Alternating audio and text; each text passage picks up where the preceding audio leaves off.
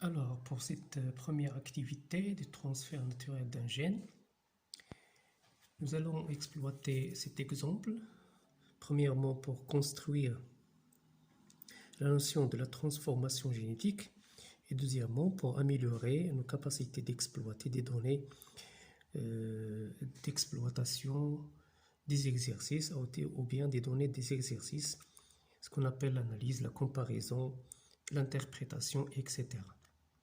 Donc, première chose, on va souligner les notions importantes. Comme vous voyez ici, on a la notion de maladie, tumeur, pour et exploité. Ça veut dire quoi? La maladie. La maladie, c'est un changement du caractère. La tumeur, cette maladie est sous forme d'un tumeur. Le tumeur, c'est-à-dire une multiplication anarchique sans contrôle de cellules qui produit ce qu'on appelle le cancer. Donc, troisièmement, pour.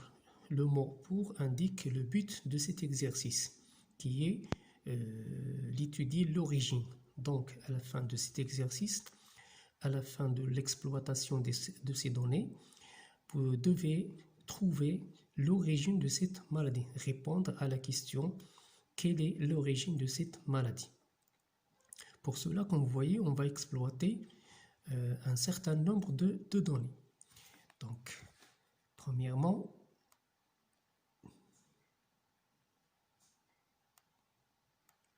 vous observez ici dans la nature ce qu'on appelle la maladie de la gale. Deuxième donnée, sous forme d'une expérience.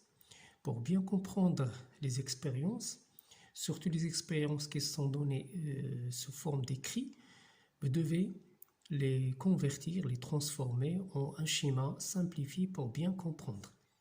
Donc, tout d'abord, on va souligner les notions importantes. On a la bactérie. Quand on dit bactérie, on pense aux responsables de la maladie. Donc, l'expérience consiste à cultiver, vous voyez ici, cultiver une culture de cette bactérie avec des plantes saines. Ça veut dire quoi saines? Ils ne sont pas malades, ils n'ont pas encore subi le changement. Comme résultat, on observe l'apparition de la maladie. Donc, bactérie plus que le schéma simple pour bien comprendre, une bactérie plus cellules saines se transforme en cellules malades. Donc, comme conclusion, on va dire que cette bactérie est le responsable de la maladie. Donc, à côté, on note cette conclusion. Je vais les noter à la fin de cette vidéo. Donc, deuxième ou troisième expérience, troisième donnée. Donc, tout d'abord, comme d'habitude, on va noter les notions importantes. Donc, on va les schématiser ou transformer les données écrites sous forme d'un schéma. Donc, ici, on a pris une cellule qui est de la gale, c'est-à-dire prise au niveau de cellules qui sont malades. Donc, c'est une cellule qui est malade. Ne contenant pas la bactérie, pas de bactéries. Une culture, les cultures sans bactéries, c'est-à-dire l'absence de l'élément responsable de la maladie. Donc, comme résultat, on observe que ces cellules restent malades, c'est-à-dire la maladie persiste. En plus, cette cellule mère malade va donner deux cellules qui sont malades. Ces cellules-là vont donner d'autres cellules malades. Donc, on observe qu'il y a une transmission de la maladie d'une cellule à une autre. Donc, cela va nous faire penser à ce qu'on appelle la mitose. C'est une division qui est conservative. Donc, on va conclure que la maladie, elle devient héréditaire.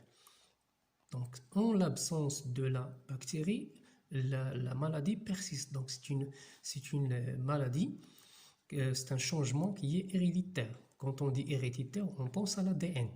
Donc, cette bactérie, il a provoqué un changement au niveau de l'ADN de la cellule. On note cette observation, cette conclusion, et on passe à la quatrième donnée. Donc, ici, on a deux types de bactéries. Les deux types provoquent la maladie, la première maladie dont on a parlé auparavant. Donc, on a le type A, il pousse les cellules à produire la nopaline. Le type B pousse les cellules végétales à produire. Vous devez bien remarquer que les cellules végétales, ce n'est pas les bactéries, mais les cellules qui produisent la nopaline et l'octopine. La nopaline et l'octopine sont des éléments nutritifs. On schématise pour bien comprendre. Vous voyez ici la bactérie AT plus une cellule saine. Donc on observe que cette cellule se transforme en cellule malade, la première maladie. De plus, il synthétise un autre élément. Même chose pour le type B, il provoque la maladie, la première maladie qui est la tumeur d'Egale. Deuxièmement, les cellules produisent d'autres produits. Donc vous voyez ici que l'élément nutritif produit est en relation avec le type de la bactérie.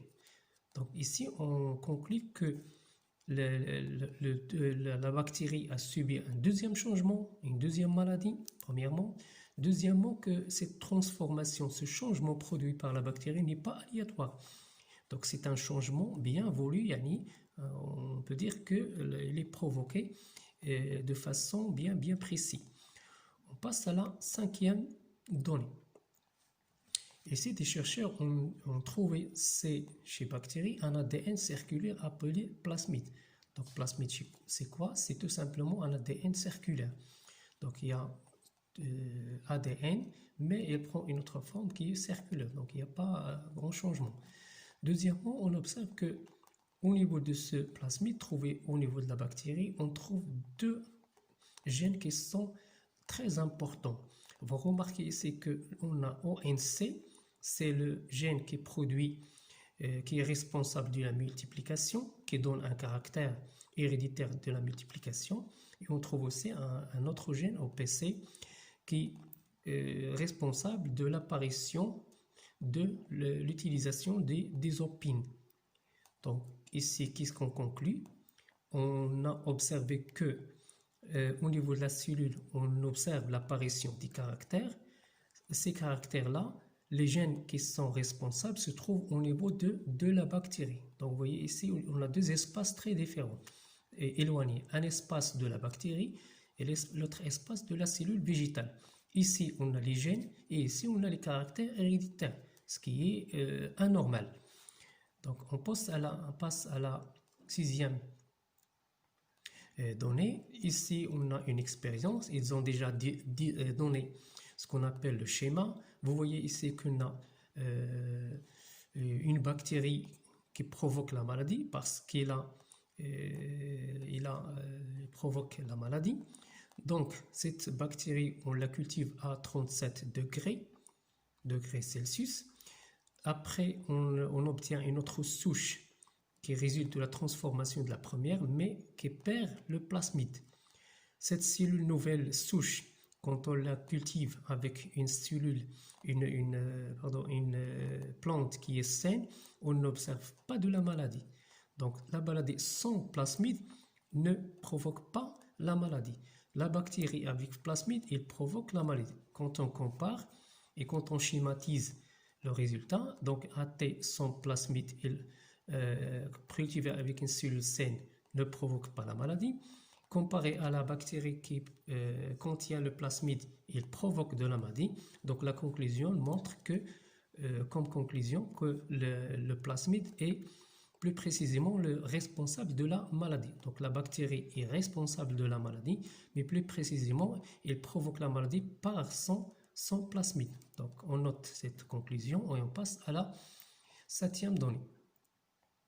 Donc ici, quand vous voyez l'introduction dans une plante saine, une souche AT1 et une souche ATE. AT1 qui ne provoque pas la maladie, vous voyez ici qu'il ne possède pas le plasmide, donc il n'est pas virulent, il ne provoque pas la maladie, mais il a un autre caractère qui est résistant à l'antibiotique.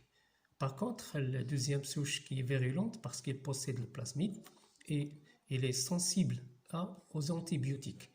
Donc, quand vous voyez ici, quand on cultive ces deux bactéries avec une plante, on a l'apparition de la maladie. Donc, c'est normal parce que on a additionné à la plante une bactérie qui possède le plasmide, qu'on a dit qu'il est responsable de la maladie.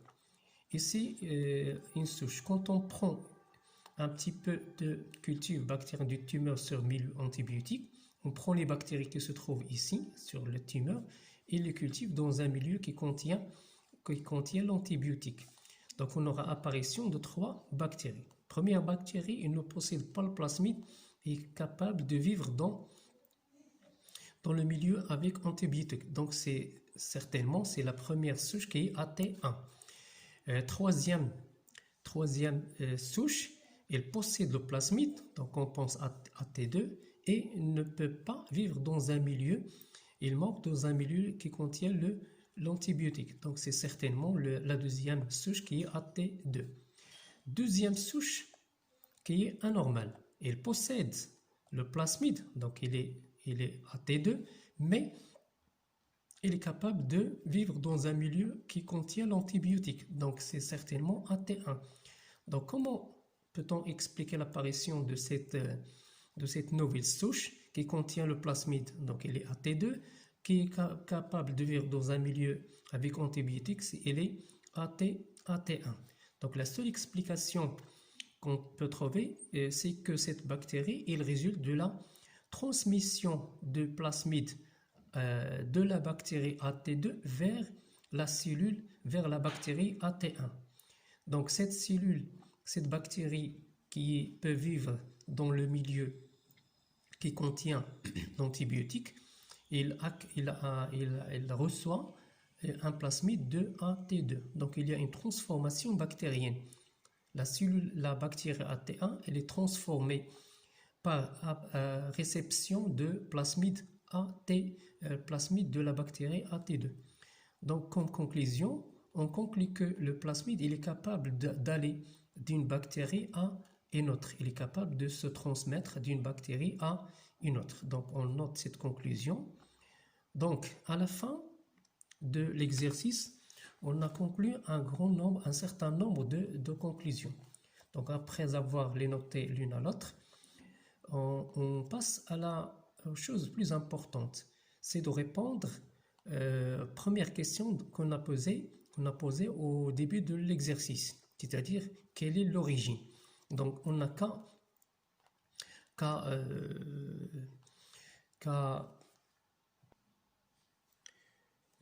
classer ces conclusions par ordre. Donc on observe premièrement que la bactérie qui possède un plasmide, elle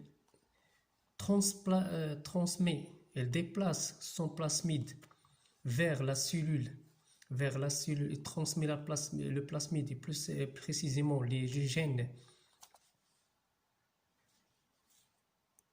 Donc on a dit qu'on passe à la classification de ces interprétations, de ces conclusions pour formuler une réponse à la première question qu'on a posée. Donc, premièrement, on observe que cette bactérie est responsable de la maladie. Comment elle est responsable de la maladie? Elle transmet les gènes responsables de ces 2 caractères vers la cellule végétale. Vous voyez, c'est vers la cellule végétale. Pour que la cellule végétale accepte 2 gènes. Donc, après l'acceptation ou l'intégration de ces 2 gènes, elle va se multiplier grâce à la présence du premier gène, premièrement, et deuxièmement, elle accepte un autre caractère qui est la synthèse d'une matière nutritive. Donc ainsi, on va construire une phrase ou bien un schéma pour expliquer l'origine à partir de ces conclusions. Donc comme vous voyez ici, sous forme de schéma, la bactérie dont les caractères qui a un problème, incapable de produire des aliments dont elle a besoin, elle possède les gènes. Donc, elle a les gènes, mais elle est incapable de synthétiser ce qu'il a besoin. Donc, elle pense à faire la transmission de ces 2 gènes vers la cellule végétale. Les cellules végétales qui intègrent ces deux gènes, acquis de ce fait 2 nouveaux caractères par l'expression de ces 2 gènes. L'expression de G1, il va donner le caractère héréditaire et la multiplication anarchique des cellules. Donc une cellule va former plusieurs cellules. Ainsi, on va observer la tumeur. L'expression du deuxième gène va pousser dans ces cellules végétales, va pousser chacune à synthétiser cet aliment qui est l'octopine ou le nampaline en grande quantité. Le bénéficiaire de ce travail, c'est la bactérie. Donc on dit que cette bactérie a transformé la cellule végétale pour qu'il travaille pour la bactérie. Donc ici apparaît la notion de la transformation génétique. Comment il se fait? Vous voyez ici que pour transformer une cellule qui ne possède pas les gènes, cette cellule végétale ne possède pas les gènes, donc elle se multiplie normalement, elle ne produit pas la nopaline. Pour la transformer génétiquement, on va lui intégrer, lui donner des gènes responsables des caractères dont la bactérie a besoin. Donc c'est une idée qui est très intelligente de la part de la bactérie pour se servir de la cellule végétale qui va travailler pour la bactérie. Donc c'est ce qu'on appelle la transformation génétique.